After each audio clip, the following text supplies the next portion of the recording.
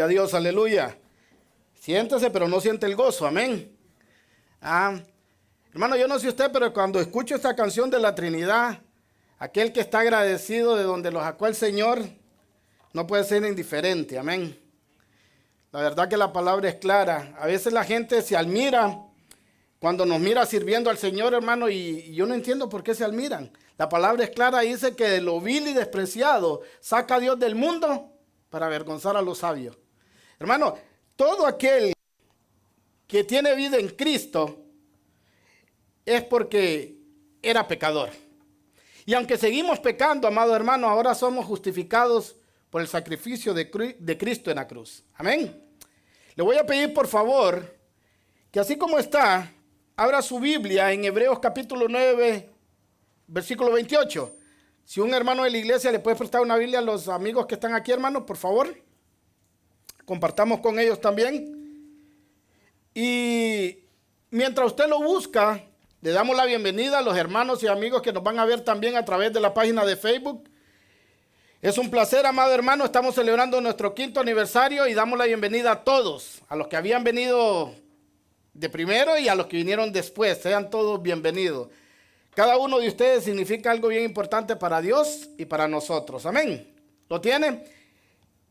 Carta a los Hebreos capítulo 9 versículo 28. Cuando lo tenga diga amén. Carta a los Hebreos capítulo 9 versículo 28. Miro hermanos, amigos hojeando todavía. Los vamos a esperar. Lo tenemos. Dice la palabra de Dios, hermanos. En la carta a los Hebreos. La palabra de Dios la leemos en el nombre del Padre, del Hijo y del Espíritu Santo, y el pueblo dice amén. Y dice la palabra de Dios: así también Cristo fue ofrecido una vez para llevar los pecados de muchos. Ponga atención ahí. Y aparecerá por segunda vez sin relación con el pecado para salvar a los que lo esperan. Hermanos, si pone atención, dice que Cristo murió para pagar los pecados de todos o de ¿cuántos? De muchos. Tenemos que asegurarnos primeramente, amado hermano, que nosotros estemos en esos muchos. Pero la segunda parte de este versículo dice en relación con el pecado para salvar a los que lo esperan. ¿Cuánto lo esperan? Hermanos y amigos, si usted no está listo para la venida de Cristo, hoy puede ser un buen día si el Señor lo confronta de pecado. El tema que vamos a estar predicando ahora es por qué Jesús tuvo que morir por nosotros los pecadores. ¿Por qué Él? ¿Te lo has preguntado? ¿Por qué tuvo que ser el Hijo de Dios? ¿Por qué no pudo haber sido alguien más? Este estudio, esta enseñanza, esta predicación, amados, lo voy a dividir en dos partes. Uno, para que miremos cómo fue la caída de toda la humanidad. Porque vivimos una humanidad caída. Una humanidad donde dice la palabra de Dios que Satanás es el príncipe de este mundo. Pero también Jesús dijo, amado hermano, que cómo alguien puede saquear, la casa de alguien si antes no ata al hombre fuerte. Sabemos que el hombre fuerte que Jesús se refería en Mateo es Satanás. Pero Jesús, amado hermano, lo ató. No nosotros, como dicen muchos. Jesús, ¿por qué digo esto? Porque Satanás sigue siendo el príncipe de este mundo y de la potestad del aire para aquellos que no están en el reino de Jesucristo. Pero ninguna potestad hay para los que están en Cristo Jesús. Hermanos, nosotros estamos más que seguros en Cristo. Como le dije, quiero empezar a introducirme con una historia que comenzó hace más de 6,000 años. No hace millones de años como dice Discovery. Hace 6,000 años. Según la Biblia, en el Génesis, en el Bereshit de Dios en hebreo, en el principio como diríamos en español, cuando Dios creó al 6º día al hombre, dice la palabra de Dios que Dios crea al hombre, amado hermano, vaya ahí a Génesis 2, 7 al 8. Al principio, por eso se llama Génesis, al principio. Génesis 2, 7 y 8. ¿Lo tiene? Dice la palabra: entonces Jehová, Dios, formó al hombre del polvo de la tierra y sopló en su nariz aliento de vida. Y fue el hombre un ser viviente. Y Jehová Dios plantó un huerto en el Edén al oriente y lo puso ahí al hombre para que lo labrara. Y puso ahí al hombre que había formado. ¿Para qué? Para que lo labrara, para que lo trabajara. Dios crea al hombre, amados hermanos, y lo pone en un huerto que le llamamos Edén, en el paraíso. Mire, el trabajo, amado hermano, es una bendición. Fíjense que lo primero que hace Dios es poner al hombre a trabajar. Después va a haber una maldición, pero no maldijo jamás Dios al trabajo, maldijo la tierra. Pero no el trabajo. El trabajo es una bendición para aquellos que lo tenemos. Es tan importante el trabajo que la palabra de Dios dice que el que no trabaje, que no coma. Pero Dios pone a este hombre, amado hermano, llamado Adán, el primer hombre, y lo pone en el jardín del Edén. Y después que lo pone a trabajar en el jardín del Edén, le trae a todos los animales. Y hasta el día de hoy, esos animales se llaman como Adán les puso por nombre. Pero llegó un punto donde Adán se da cuenta que en ninguno de esos animales se halló ayuda idónea para él. Entonces el Señor dice: no es bueno que el hombre esté solo. Y le va a hacer la ayuda idónea. Y lo va a hacer caer en un profundo sueño, amado hermano, donde de una costilla va a formar al ser más maravilloso que conocemos ahora como mujer. Y los casados dicen amén. Dice que Dios le hizo ayuda idónea. No ayuda idónea, no manda. Ayuda idónea, ¿ok? Pero según el relato bíblico, no pasa mucho tiempo, amado hermano, cuando Satanás o el serpiente empieza a hablar a la mujer y la convence que desobedezca a Dios. Cuando Dios puso al hombre en el jardín del Edén, le dijo: todo esto, trabájalo, todo esto es tuyo. De todo árbol que hay en este lugar puedes comer, solo me voy a reservar uno: el árbol de la ciencia del bien y del mal, el árbol de la sabiduría. Pero dice que Satanás, que la serpiente era la más astuta, y empezó y habló a la mujer y la convenció que desobedeciera a Dios y comió del fruto. Y cuando la mujer come, amado hermano, la creación no se cae. Pero la mujer voltea al lado y mira a su esposo y le dice: come. Y el hombre, en vez de tomar su posición de hombre y decirle: no, ¿por qué comiste? Dios dijo que no comiéramos. Vamos enfrente de Dios y pidamos perdón. ¿Sabe lo que hizo el hombre?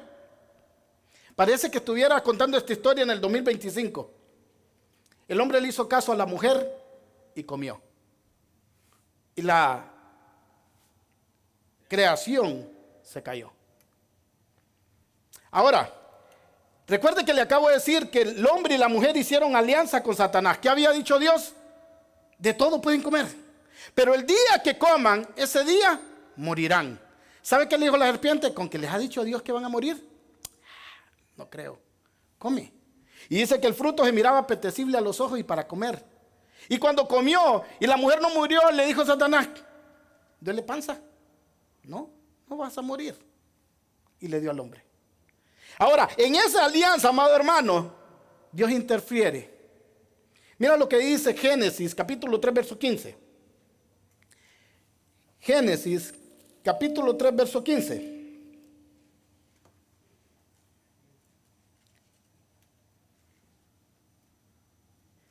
Y dice Dios: pondré enemistad, ¿lo tiene ahí?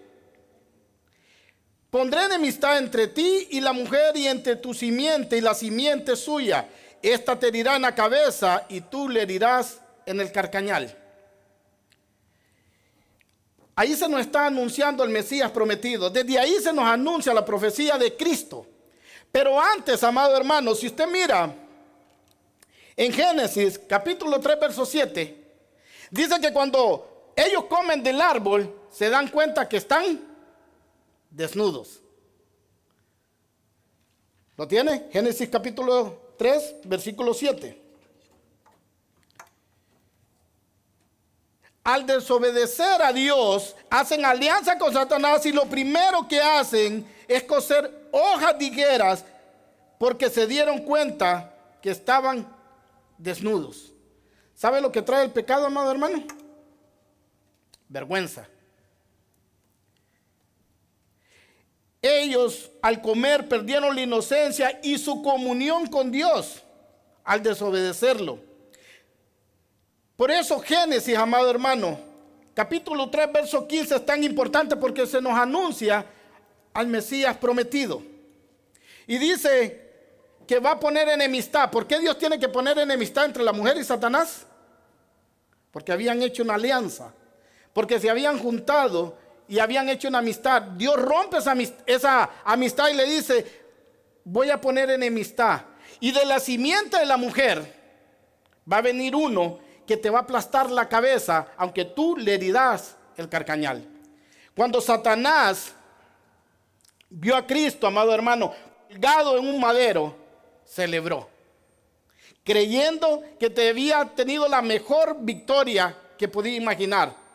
Y estaba tan equivocado, amado hermano, como aquel que no quiere buscar a Cristo. Cristo en la cruz le quitó la acta de los decretos y los exhibió públicamente a él y a todos sus principados.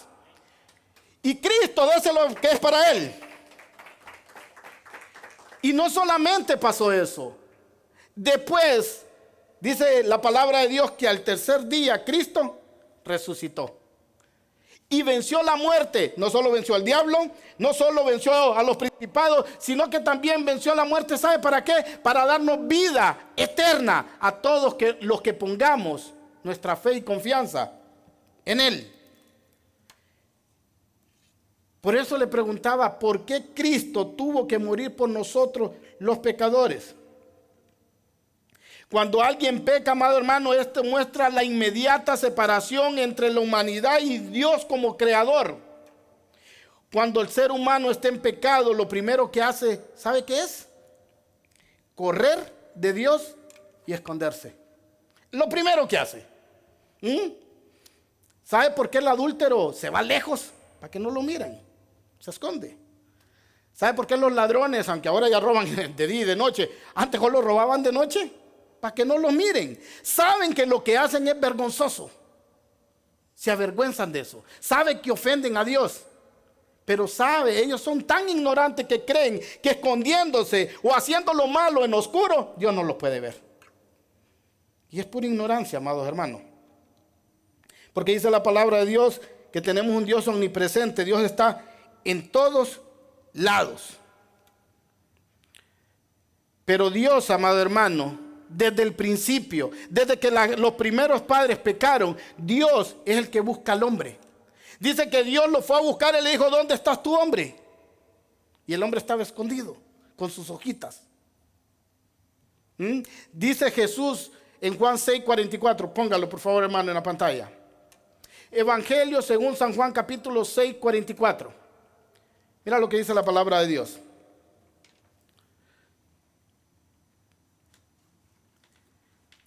Palabras de nuestro Señor Jesucristo. Dice la palabra de Dios en Juan capítulo 6 verso 44.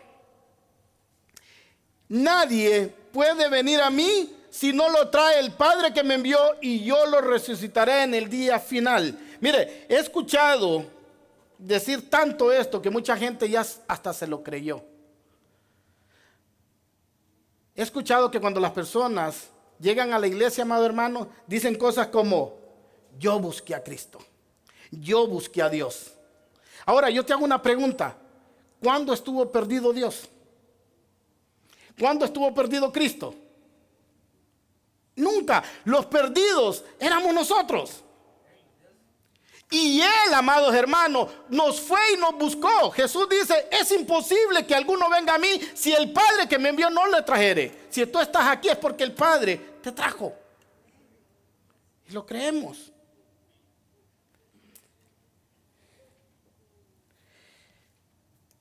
Luego en el versículo 21 de Génesis, amado hermano, vaya ahí, Génesis, versículo 21.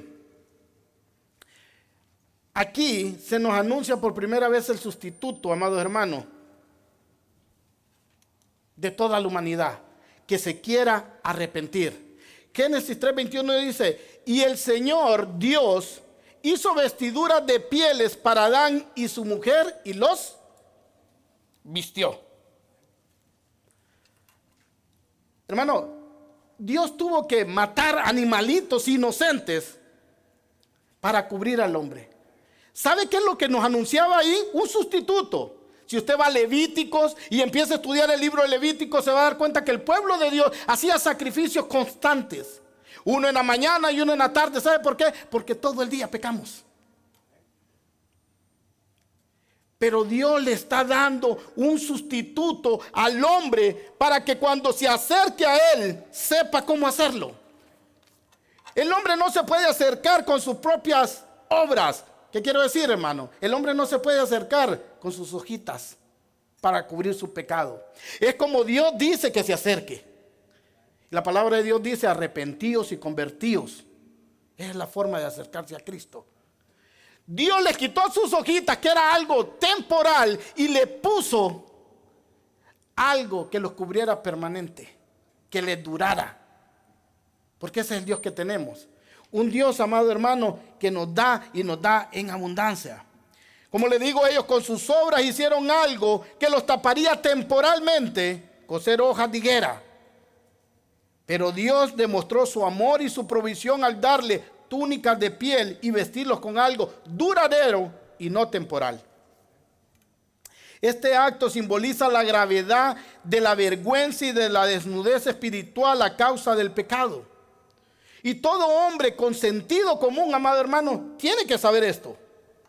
Y si no, está en el lugar indicado para escucharlo. Al mismo tiempo, Dios reveló en su gracia divina, porque esto era solo algo, la muerte de animales era algo simbólico que apuntaba, amado hermano, al futuro.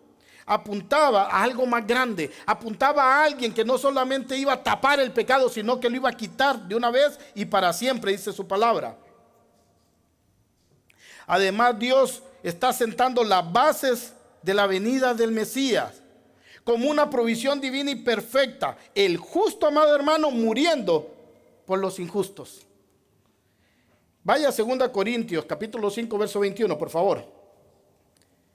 Segunda carta a Corintios, capítulo 5, verso 21.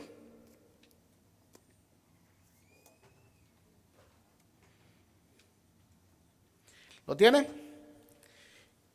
Segunda carta a los Corintios, capítulo 5, verso 21. Cuando lo tenga, diga amén, por favor.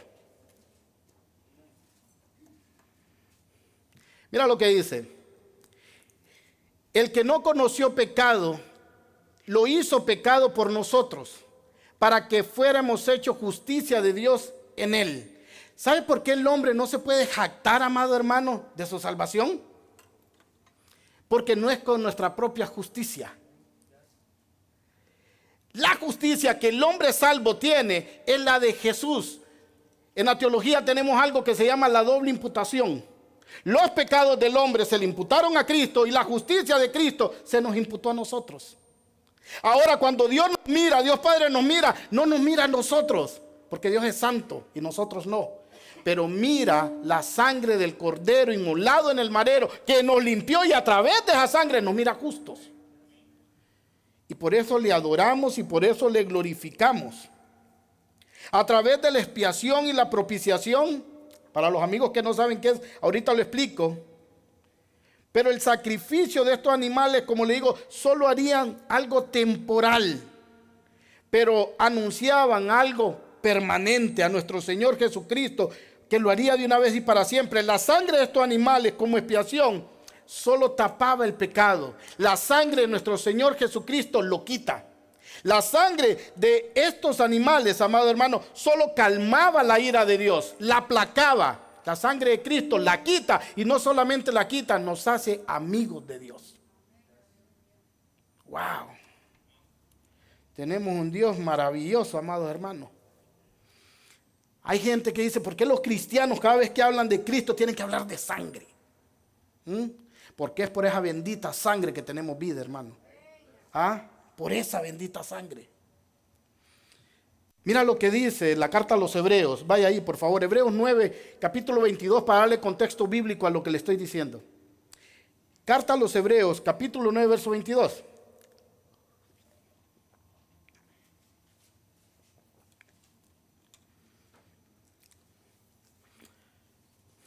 Dice la palabra. Y según la ley, casi todo ha de ser purificado con sangre. Y sin sangre, y sin derramamiento de sangre, no hay, ¿qué dice? Perdón de pecados. Hermano, hay gente que dice, ¿y por qué Cristo, siendo Cristo y siendo Dios, no solo se rascó el dedo y pues era sangre? No, en la cultura judía, para pagar algo, tenía que pagar un pecado grave con la vida. Con derramar hasta la última gota de sangre. Ahora, ¿quieres saber qué tan grande es el amor de Dios? Mira lo que dice Romanos 5:8. Así es el amor de Dios. Un amor, amado hermano, que si no tenemos a Cristo en nuestro corazón, no podemos entender este amor. Carta a los Romanos, capítulo 5, verso 8. Cuando lo tenga, diga amén. Dice su palabra. Yo estoy leyendo la versión Nueva Biblia de las Américas, hermano. Si usted tiene la Reina Valera, es lo mismo en diferente traducción. Dice la palabra de Dios, pero Dios muestra su amor para con nosotros en que siendo aún pecadores, Cristo murió por nosotros. ¡Wow! Y en iglesia todavía tenemos gente que dice, este no me cae bien. Hermano, el amor de Dios es tan grande que siendo aún enemigos de Él, Cristo vino y murió por nosotros. Pero como leímos al principio, no por todos, por los que vamos a creer en Él. Hermano, hay un evangelio que te dice que todos somos hijos de Dios y que al final todos nos vamos a salvar. Es un falso evangelio. Esa enseñanza se llama universalismo, donde todo el mundo se salva. La Biblia no enseña eso, hermano. Eso es una herejía. Ahora, la palabra también enseña que Dios no desprecia un corazón contrito y humillado. Que todo al que Él viene jamás le echa fuera. Pero tú tienes que tomar tu decisión. Tú tienes que tomar.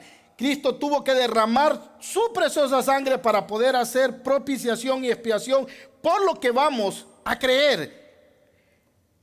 Y vamos a venir al arrepentimiento y a la fe. La pregunta es, ¿eres tú uno de ellos? ¿Ya viniste o vas a venir a la fe? Mire, después de la caída de nuestros primeros padres, Adán y Eva, todos nacemos con una naturaleza pecaminosa.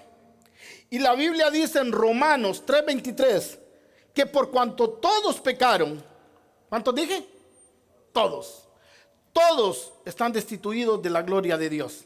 Romanos 6:23 dice que el castigo de esa pena es la muerte. Está el ser humano sin Cristo metido en un gran problema. Por cuanto todos pecaron, están destituidos de la gloria de Dios. Y esa es una muy, muy mala noticia. Pero para el que la entiende. ¿Sabe cuál es el problema de la humanidad ahora? O de la gente secular allá afuera, hermano. Que están enfermos y no se dan cuenta que están enfermos. Imagínate una persona que tiene un cáncer terminal. Un cáncer que se lo está comiendo por dentro, pero él todavía no sabe que lo tiene. Y venimos nosotros y le decimos, oye, tengo la cura contra el cáncer. ¿Qué te va a decir? ¿Y a mí qué? No sabe que está enfermo. Por eso el Evangelio Light, ven como Dios te tiene. Así te quiere Dios. No importa, no cambies. No existe. Ahora, cuando esa persona se da cuenta que tiene un cáncer terminal que lo está acabando y tú le dices, oye, tengo la cura contra el cáncer, ¿qué va a hacer? Correr y suplicarte que se la des. Ahora, la buena noticia es que los cristianos tenemos la cura de ese cáncer que se llama pecado. y que Dios nos dijo que la tenemos que predicar. Evangelium en el griego quiere decir evangelio, que son las buenas noticias. ¿Cuáles son las buenas noticias? Que ahora mismo el mundo está en pecado, pero hay una buena noticia. Alguien ya pagó por ese pecado. Y todo aquel que pone su fe en Él va a alcanzar vida eterna. Pero para dar las buenas noticias, amado hermano, tenemos que darle las malas primero a las personas. Pero la palabra de Dios es tan maravillosa que nos da esperanza cada vez que la leemos. Mira lo que dice primera carta a los Corintios, capítulo 15, versículo 22. Búsquelo, por favor.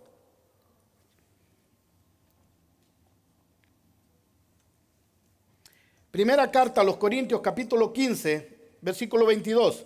Nos da una esperanza maravillosa.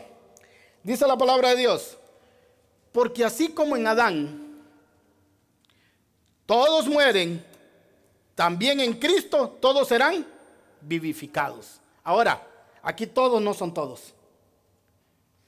Aquí todos son aquellos que van a creer. Aquellos que reconocen que están alejados de su Creador. Aquellos que reconocen que necesitan un Salvador que los reconcilie con su Creador y Dios. Y esa es la buena noticia del Evangelio. Son los que vienen en arrepentimiento y fe a Cristo Jesús. Esos son los todos ahí. Los que se arrepienten de sus malos caminos. Pero ahora volvamos a la pregunta original. Y para los hermanos que llegaron y no saben cuál es el tema es: ¿por qué Cristo tuvo que morir por los pecadores? ¿Por qué Jesús, siendo Dios, siendo santo, tuvo que morir por nosotros? Recordemos que si Dios es un Dios justo, tiene que castigar el pecado, o dejaría de serlo. Pero muchas personas creen que porque Dios es amor, Dios al final va a decir: te perdono, no hay problema, y ya. No, hermano. La paga del pecado es muerte. Esa es la sentencia que Dios dio. Ahora, imagínate un Dios así. Un Dios que al final nos perdone a todos. Imagínate un juez a quien llevan a los peores delincuentes a su corte. Los peores malandros que existen. Y que cuando se lo llevan, amado hermano, este juez, como es un juez lleno de amor, le dice: campeón, tranquilo. Yo amo a todo el mundo, le guiña el ojo y le dice: por amor que te tengo, te dejo ir en paz. Yo no te condeno. Eres libre. ¿Qué pensarías de un juez así? Que a los peores pecadores, amado hermano, los deja ir libres. A los peores delincuentes los deja ir libres. ¿Tú dirías que ese juez es confiable? ¿Que ese juez es justo?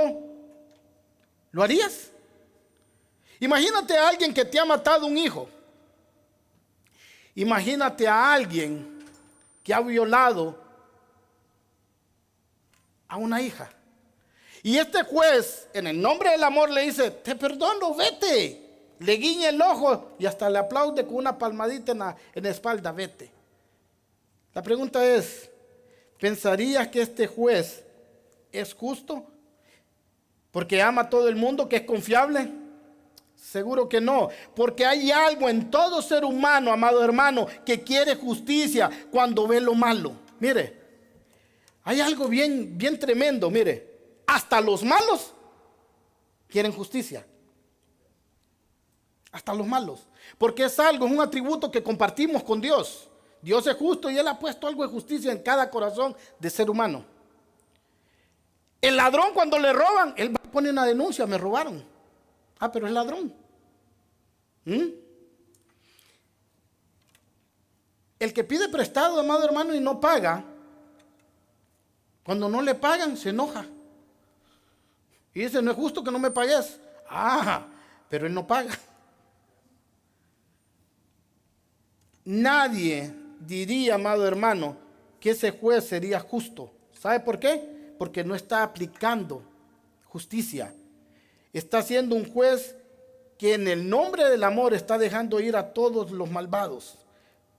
Ahora, cuando aplicamos esta misma lógica a Dios, tenemos el mismo problema. Como vimos, todos hemos pecado. Y la palabra de Dios dice que por cuanto todos hemos violado la ley natural y la ley moral de Dios, tenemos que ser castigados. Y si Dios es verdaderamente justo, tiene que castigar a todos los pecadores, porque si no dejaría de ser justo.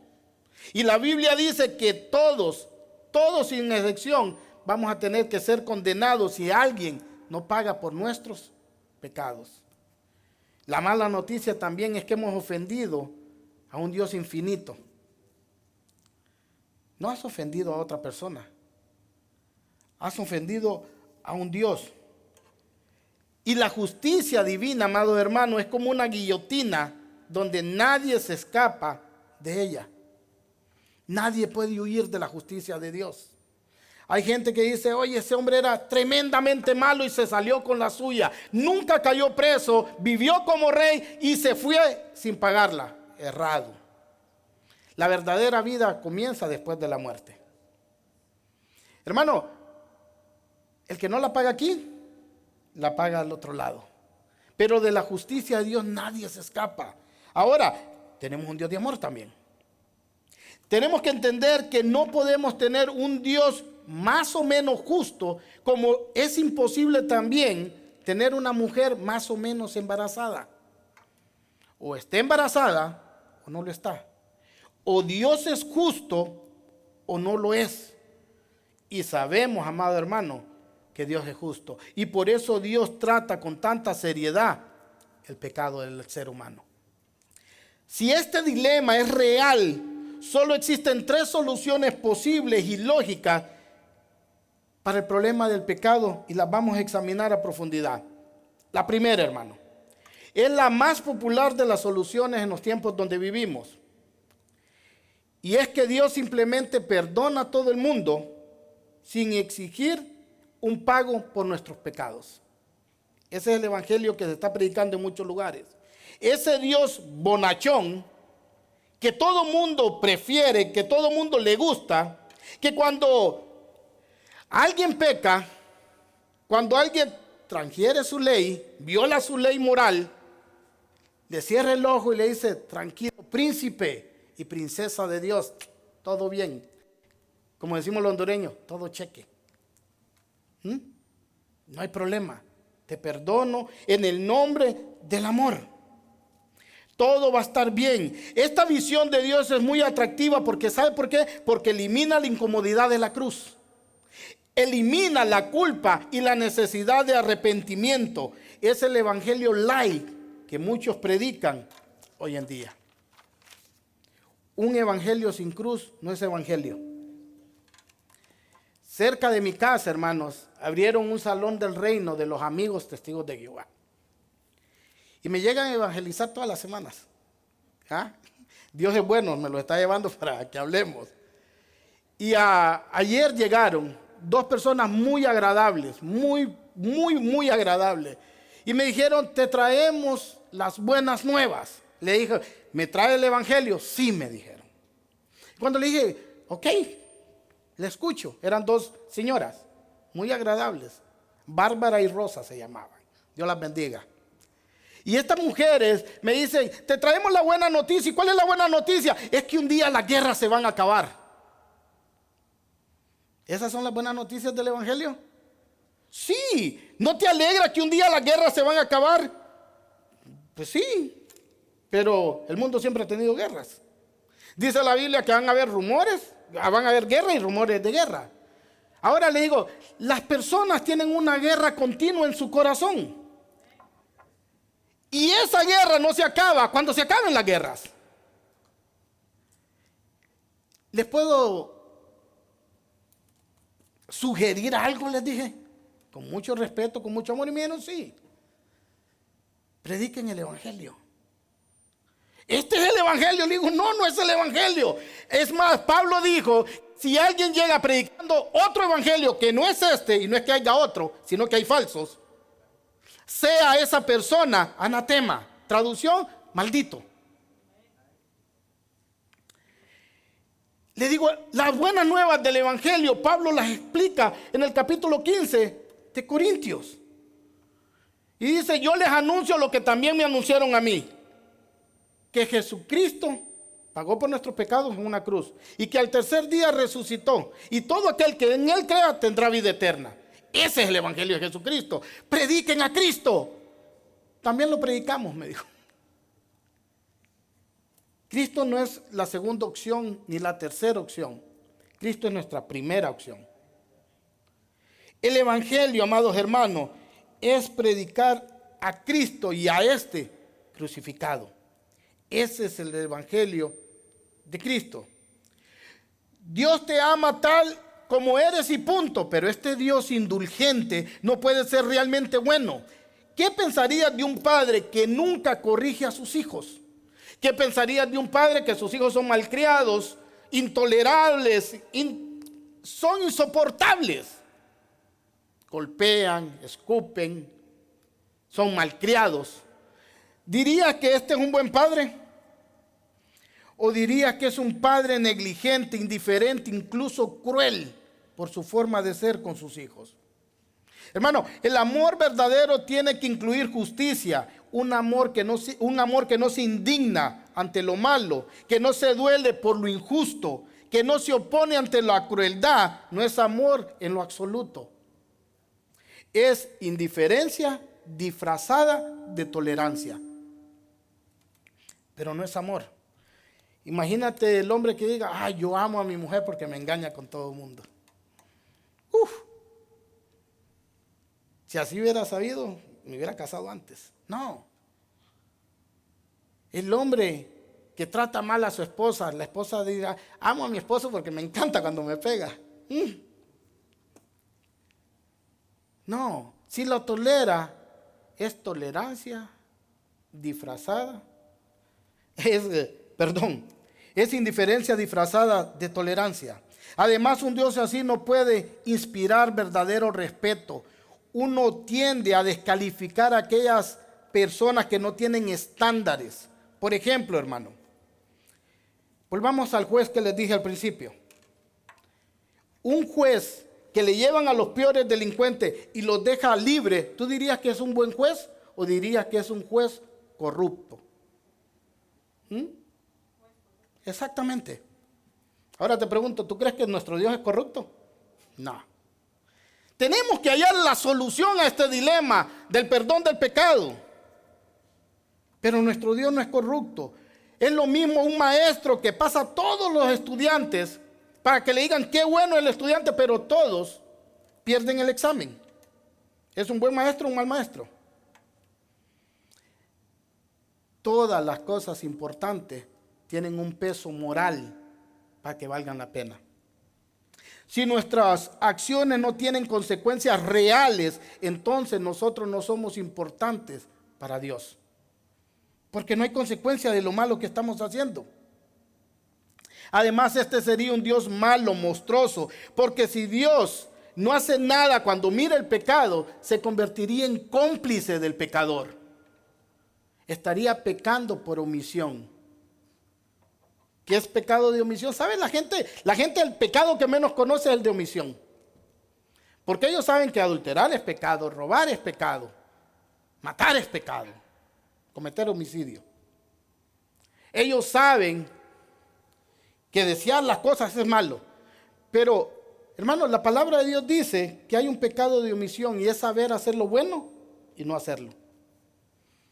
Y sabe que hay muchos que pecamos en esa forma.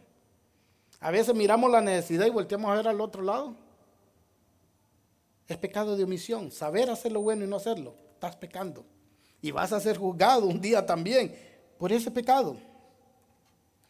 Si nuestras acciones, como le digo, no tienen consecuencia, nosotros no seríamos importantes para nuestro Dios. Un Dios así quitaría la responsabilidad moral de su creación y un Dios así no podría realmente salvarnos. Porque la salvación no es solo librarnos del mal, sino es la transformación del carácter de la persona para parecerse más a Dios. Mira lo que dice 2 Corintios 3:18. Segunda carta a los Corintios, capítulo 3, verso 18. Dígame cuando lo tenga, por favor. Está Romanos, 1 Corintios, 2 Corintios, capítulo 3, verso 18. Dice: pero todos nosotros con el rostro descubierto, contemplando como en un espejo la gloria del Señor, estamos siendo, ¿qué? Transformados en la misma imagen de gloria en gloria, como por el Señor el Espíritu. Amado hermano, ahí en el cielo no entra nada corrupto. Por eso dice la palabra de Dios que esto corruptible se tiene que vestir de incorruptibilidad. Tenemos un Dios 3 veces santo.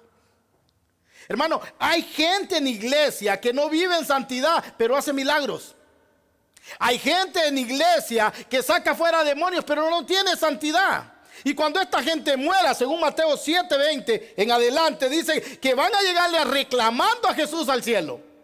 En tu nombre, Señor, en tu nombre eché afuera demonios. En tu nombre hice milagro. ¿Sabe qué le va a decir el Señor? Ah, perdiste la salvación porque te portaste mal. No, jamás los conocí. Apártense de mí, hacedores de maldad. ¿Sabe por qué? Porque a veces tenemos en menos la santidad. Hermano, Cristo viene por una iglesia sin mancha y sin arruga. Cristo viene por una iglesia santa. Cristo viene, amados hermanos, por gente justificada. Ya vino como siervo sufriente, en la segunda venida viene como rey. Y va a poner a todos sus enemigos como estrado de sus pies, que ya lo hizo Dios, pero Él les va a decir: pónganlo enfrente y decapítenlos. También ese es el Dios de la Biblia.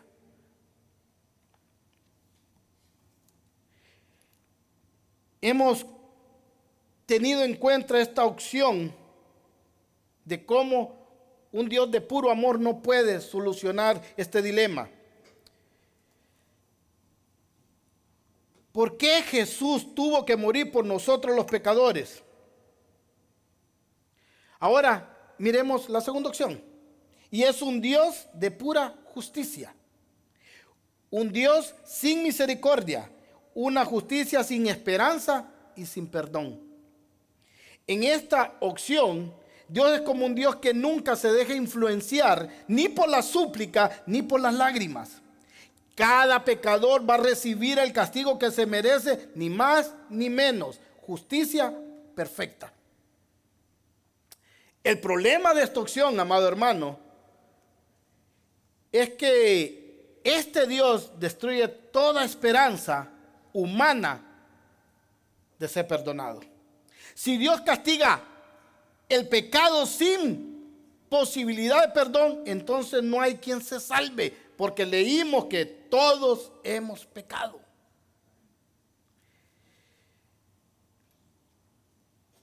Y estamos destituidos de su gloria, dice la palabra. Si Dios nos juzga así, no sería solo justicia, sino sería exterminio de la raza humana, amados hermanos. Pero como les digo, tenemos un Dios balanceado, ni en una esquina ni en otro. Todos los extremos son malos.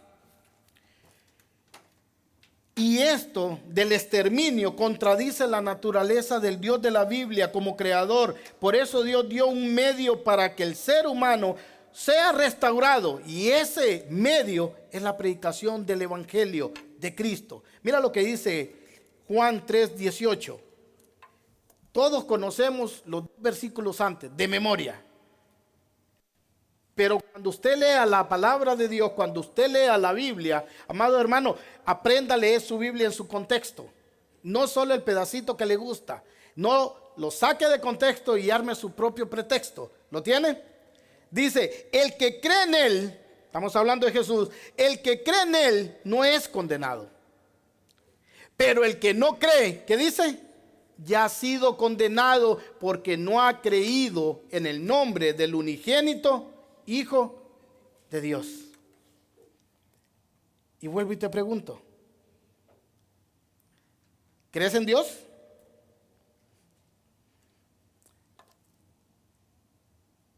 Dice la Biblia, amado hermano, que los demonios creen y tiemblan también. Hermano, no es solo confesar a Jesús, es vivir como Él dice que vivamos. No es solo decir una oración de 2 minutos y decir soy cristiano porque en 1800 me convertí. No, es un estilo de vida como él vivió. Hermano, nosotros los cristianos somos como un espejo que reflejamos la gloria de Dios. Somos embajadores de Cristo en la tierra. Mira, el cristiano que dice, oye, te invito a la iglesia, pero no te fijes en mí, fíjate en Cristo. Qué fácil. Usted es embajador de Cristo en la tierra. El apóstol Pablo dijo, imítenme a mí como yo imito a Cristo. A ti te puede ver la gente. Tú puedes dar un testimonio que eres un fruto, un árbol que da buen fruto. A ti te tiene que ver la gente. Vive como es digno del Señor, dice la palabra.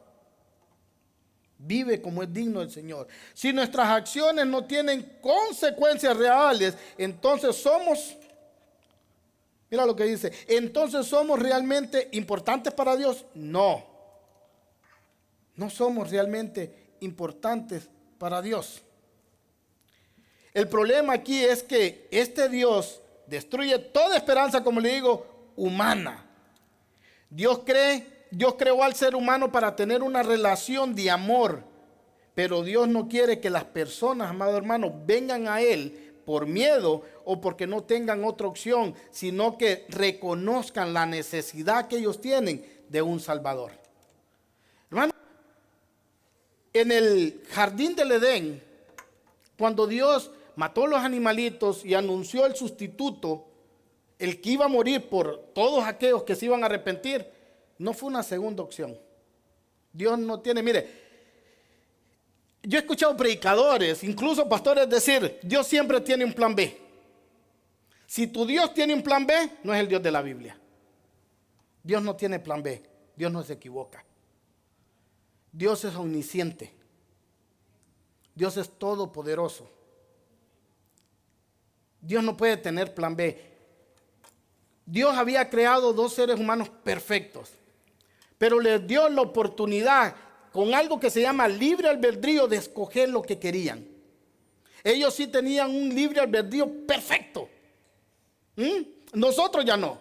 ¿Por qué? Porque la naturaleza de nosotros está caída. Ellos no, eran perfectos.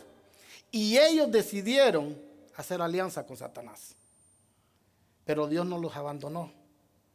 Los perdonó y les dio un sustituto. ¿Por qué? Porque vinieron en arrepentimiento y fe. Y sigue siendo el mismo medio, hermano. Arrepentirse y convertirse para que vengan tiempos de refrigerio. Pero Dios no tiene plan B. Dios puso a Adán y Eva para que ahora nosotros, amado hermano, conociendo toda la historia bíblica, podamos decidir qué quiero hacer. Hay gente que dice, yo no creo que Dios me va a mandar al infierno. No, tú lo vas a hacer solo. ¿Sabes qué es muerte? Separación. En la vida natural, separación del cuerpo y el alma, del espíritu.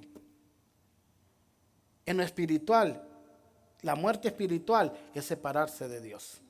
Dios le había dicho a Adán, el día que comas verdaderamente morirás. Murieron instantáneamente, separándose de Dios espiritualmente. Adán vivió 930 años, pero luego, ¿sabe qué pasó? Murió. Y desde Adán para acá, si usted lee la genealogía, siempre va a terminar diciendo, y murió. Pero para el cristiano, la muerte, amado hermano, solo es la puerta de la vida eterna. Ahora, tú vas a tener 2 opciones. Al llegar al cielo, tú vas a tener 2 lugares. Uno es el trono blanco donde están todos los que van a ser condenados y el otro el tribunal de Cristo. Tú vas a poder oír, pasa buen siervo y fiel al gozo de tu Señor. En lo poco me fuiste fiel, en lo mucho te pondré. O puedes también oír, si cierras tu oído y tu corazón al mensaje, apártate de mí, hacedor de maldad, al fuego eterno. Ahí será, dice la palabra de Dios, el lloro y el crujir de dientes. Estas 2 opciones nos mostraron, primero que un Dios de puro amor destruye la justicia de Dios y hace a un Dios falso. Segundo, un Dios demasiado duro es imposible que pueda ser amado por su creación. Imposible. Y es por eso que te voy a dar la respuesta de por qué Cristo murió por los pecadores. ¿Listos? Una vez, déjenme contarles, me acordé de esta anécdota de un hombre que dice que era drogadicto, un predicador, y que en un carro encontró otro que se miraba más loco que él, era un predicador, y andaba cantando y alegre y todo, y le dijo: yo quiero de eso que tú traes, el drogadicto al predicador de los buses. Y le dijo: listo, sí, pero cerrá los ojos, le dijo. Pero me va a poner la misma loquera que andás. Sí, la mismita te va a poner, le dijo. Cierra los ojos y pon tu mano. Y aquel esperaba alguna droga, y dice que le tiró la Biblia así. Cómete este libro y vas a estar loco por Cristo. ¿Sabe por qué la gente, amado hermano, es indiferente con Dios? Porque no estudia su palabra. El que estudia la palabra se enamora de Cristo. El que estudia la palabra encuentra en ella la vida eterna, dice la palabra de Dios. Escudriñar la palabra porque en ella nos parece que está la vida eterna. Cristo tuvo que morir por nosotros porque es el sustituto perfecto, porque pudo satisfacer tanto la justicia de Dios como el amor de Dios. El pecador es como un ejemplo que Jesús puso en una parábola. Imagínate que tú debes $1,000 millones a una persona. Y si tú no pagas esa deuda, te van a meter preso para siempre. Es imposible cancelar esa deuda.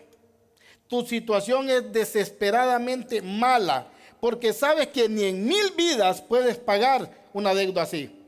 Pero en eso aparece alguien que no te debe nada,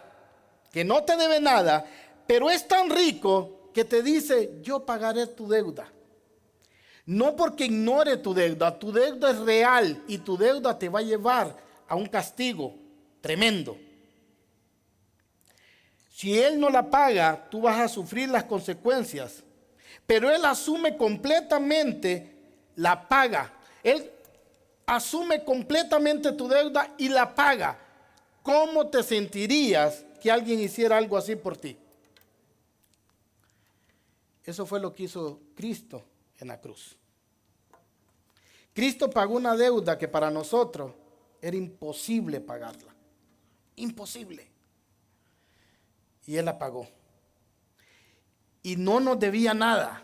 Dice la palabra que aún éramos enemigos de Dios. Y siendo enemigos de Dios, Él murió por nosotros. Quiero que quede claro, Dios no es el Dios amoroso que voltea su cara a otro lado cuando en el nombre del amor la gente peca y lo perdona nomás porque sí. Pero también quiero que quede claro en este mensaje que Dios no solo quiere castigar y no aceptar que alguien más pague tu deuda. ¿Sabes cuál fue la solución? Que el mismo Dios en la persona de Jesucristo se encarnó y asumió las consecuencias de nuestros pecados. Completamente. Ahora resolvamos esto. Específicamente tenía que ser Jesús por esto, porque no pudo ser un ángel. ¿Por qué no pudo ser el mejor de los hombres? La respuesta es que solo alguien que fuera completamente humano podía representar a la humanidad. Y solo alguien que fuera completamente divino podía pagar una deuda infinita.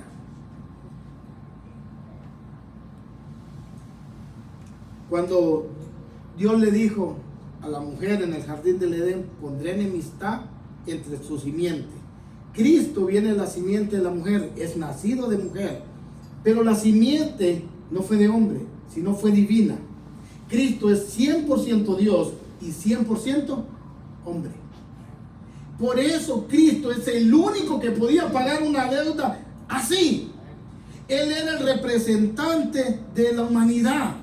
Él fue el que pagó esa deuda porque era el único que lo podía pagar.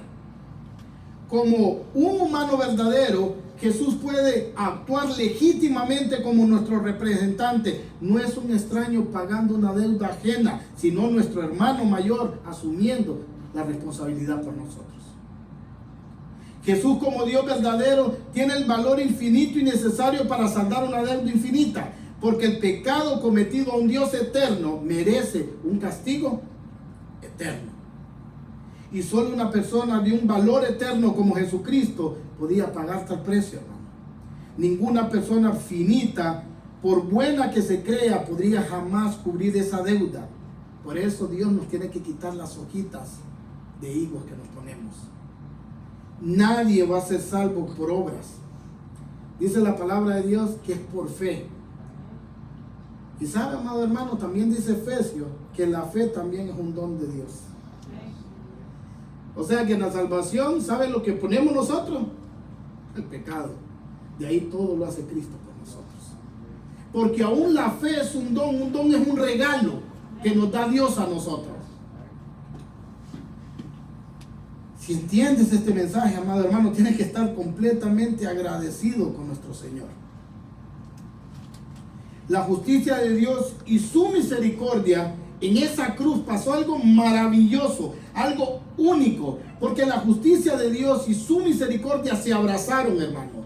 Porque la justicia fue satisfecha por el pecado, fue completamente castigado, amado hermano, en la persona de Jesús.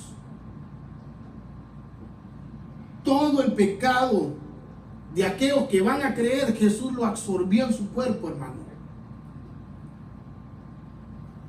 Y la misericordia fue completamente expresada porque el castigo cayó sobre el sustituto voluntario, no sobre nosotros, que éramos los verdaderos culpables. Cuando Cristo murió en la cruz, amado hermano, Cristo dijo, tetelestai, consumado es. ¿Sabe qué quiere decir? Todo está pagado. Dale un aplauso a Dios. Alabanza a Cristo.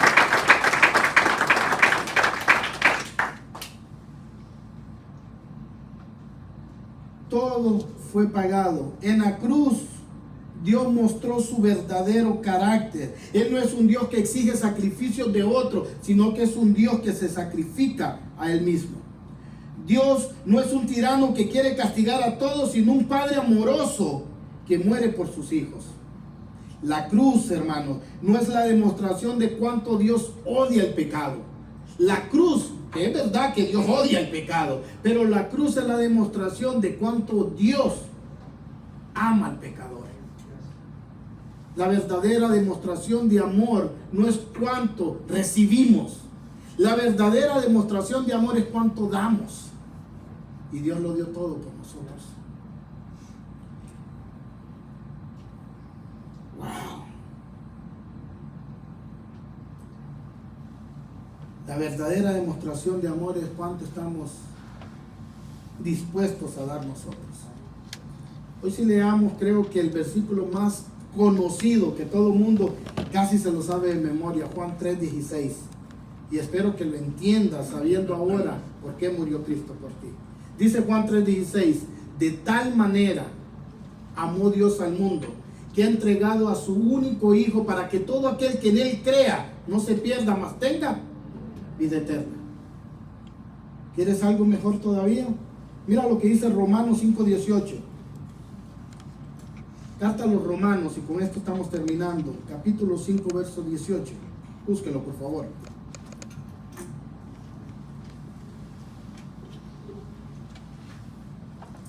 Carta a los Romanos, capítulo 5, verso 18. ¿Lo tiene? Mira lo que dice la palabra de Dios. Así pues, tal como por una transgresión resultó la condenación de todos los hombres, así también por un acto de justicia resultó la justificación de la vida para todos los hombres. Hermano, la Biblia dice que por el primer Adán entró el pecado al mundo, pero por el segundo Adán, que es Cristo, todos vamos a ser vivificados. Todos los que pongamos nuestra fe y confianza en Él. Ese es el amor de Dios por nosotros. Y es por la razón que el único sustituto podría ser Cristo. Porque era 100% Dios. Satisfizo tanto el pecado infinito que habíamos cometido con un Dios infinito, como su amor, recibiendo Él el pecado de todos los hombres que van a creer en Él, en su propia vida. Así, amado hermano, le voy a pedir que por favor se ponga de pie. Si esto ha confrontado la vida de alguien que todavía no tiene a Cristo en su corazón, dice la palabra de Dios que Él murió públicamente por nosotros. Él fue golpeado, latigado, le arrancaron su barba, dice la palabra de Dios, a jalones, lo escupieron, lo patearon.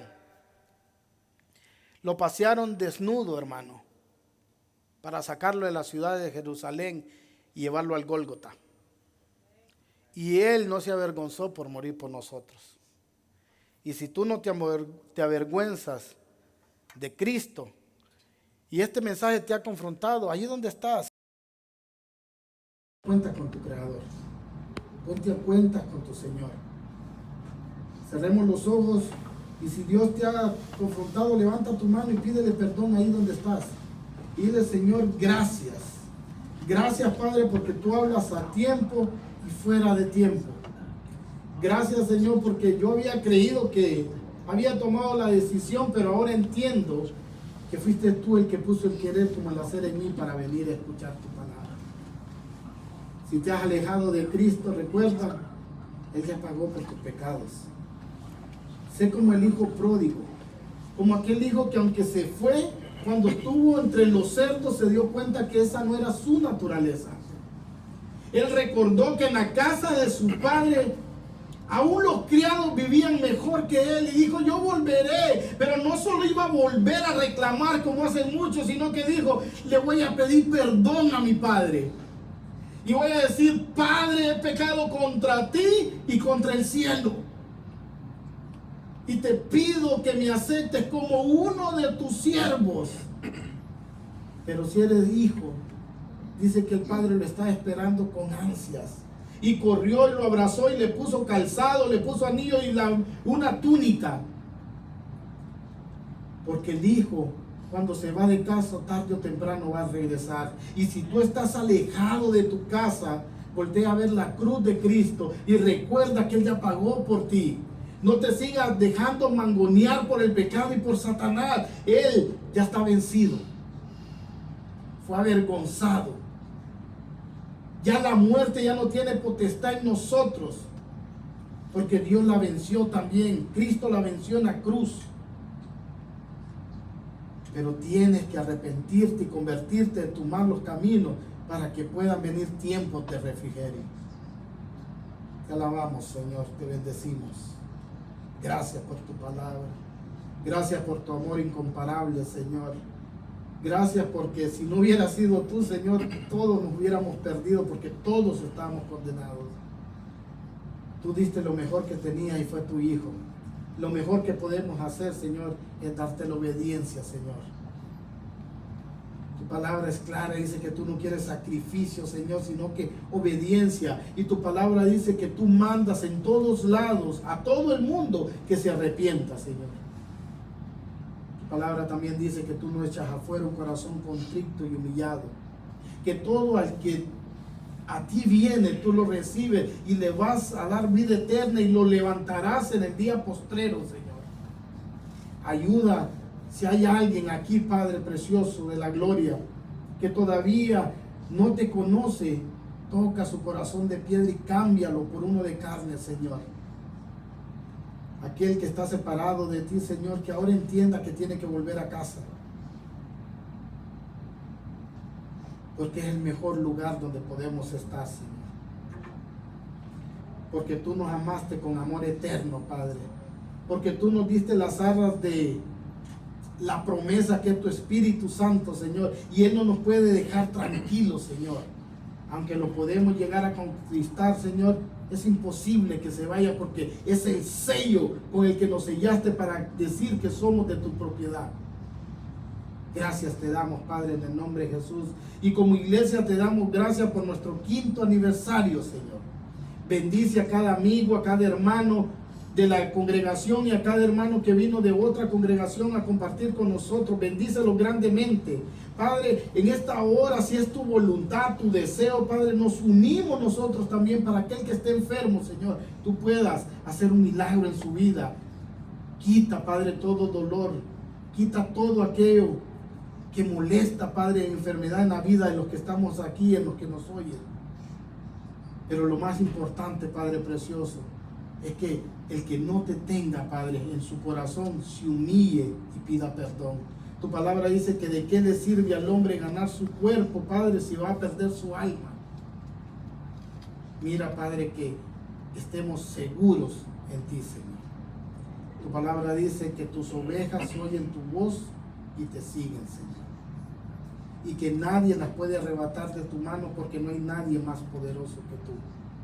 Gracias, Padre. Gracias por este día, gracias por estos 5 años y que vengan más en el nombre poderoso de Cristo Jesús. Y el pueblo dice, amén. Denle un fuerte aplauso al Señor, hermano.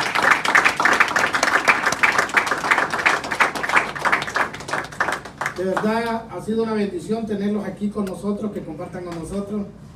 Pastor Gerson, Dios lo bendiga. Le voy a pedir que se ponga de pie, un gran amigo, pastor de la iglesia en Kikori. También, ¿verdad, hermano? Pastor Gerson López, su familia, sus hijos, su esposa y miembros de su congregación también lo acompañan. Sean bienvenidos, los amamos en el amor de Cristo. También tenemos a Melvin y a Pichi también, que es un placer tenerlo aquí, muchachos. Levanten la mano ahí, que lo conozcan. Damos la bienvenida también a Leti, a Catherine, a Patricia, a Fernando, a cada uno de ellos, a Alex. Es un placer. Alex comenzó con nosotros y está celebrando con nosotros 5 años ahora también. Y a la congregación, amado hermano, Dios los bendiga grandemente. Es una bendición ser su pastor. Dios me ha puesto en un rebaño pequeño, amado hermano, pero poderoso. La verdad. Doy gracias por la vida de cada uno de los que se congregan aquí con nosotros. Dios los bendiga grandemente. Sigamos trabajando, amado hermano. Esto es para Dios y para ustedes, hermano. Gracias por su ayuda. Gracias porque son hombres esforzados y mujeres esforzadas y valientes. Dios los bendiga grandemente. Oren por mí y oremos los unos por los otros. Amén. Que la oración es alimento. Amén. Dios los bendiga, hermanos. Vamos a quedar despedidos de la página de internet. Somos la Iglesia Cristiana Bíblica Reformada, La Puerta Estrecha. Hoy cumplimos 5 años y gracias por haber compartido con nosotros. Ustedes también que van a ver el video y que se quedaron hasta el final de la transmisión. Soy el pastor Miguel Ángel Guerra. Nos vemos, si Dios quiere, la próxima. Dios los bendiga.